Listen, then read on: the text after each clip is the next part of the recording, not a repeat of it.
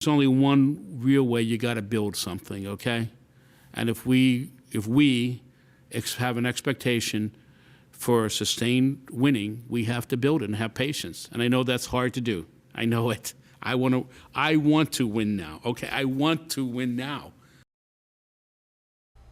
All right, Panthers owner David Tepper talking to us ahead of this year's NFL draft, telling us he really wants to win. He knows everyone here wants to win. Of course, tonight his team has the 6th overall pick, and he knows that fans' patience for this team to get it together and have a winning season is growing thin. But he also says he is 100% behind his head coach Matt Rule, and he feels the team has made some great improvements in both the coaching staff and free agency signings this offseason. Tonight, they're going to look to continue to make strides towards developing and improving that roster through the NFL draft. And joining us to talk about it is WCNC Charlotte's sports director, Nick Carboni, who is live outside of Bank of America Stadium.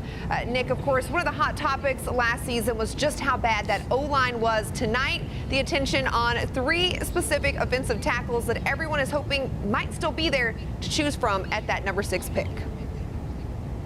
Yeah, that's right. And I think one of them is going to be available, Stro, at least one of them. But it all kind of rests starting with Jacksonville at the top spot. They're supposed to, I think, pick a defensive lineman, or at least we think they are. If they do that, that should help funnel one of those 3 guys down. And only 3 times in draft history have 3 offensive linemen gone in the top 5. So the numbers are certainly in Carolina's favor, but we'll see what the Jags do. Then the Lions, the Texans, the Jets, and Giants. But Ike Ekwonu, Evan Neal, Charles Cross would all be excellent selections at left tackle for this team. Could come in and provide further stability, anchoring that left side of the line, which we just have not had around here in a very long time in Carolina.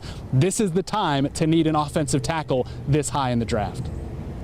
And Nick, let's say that one of those tackles isn't there. The Panthers then maybe want to trade down. We know they have the number 6 pick. They don't have another pick again until pick 137. So if they want to strike a deal to maybe trade down, how can they do that?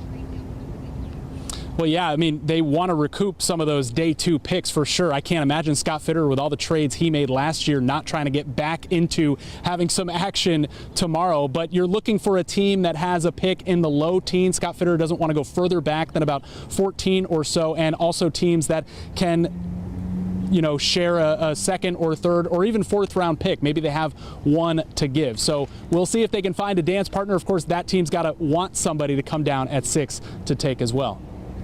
And Nick, obviously the other hot topic is the quarterback position. The team says they're behind Sam Darnold, but what are some other options if they don't get a quarterback in round 1? Well, then we go to Friday and see if they get picks in rounds 2 or 3 or even 4, and there's some pretty intriguing prospects. We'll start with North Carolina's Sam Howell, who's from Union County. There's a Desmond Ridder from Cincinnati, Bailey Zappi from Western Kentucky. So all of those names could be added to the mix. And then, of course, depending on what happens this weekend, we could see a trade for a veteran like Baker Mayfield or Jimmy Garoppolo. That's it from here. We'll send it back to studio.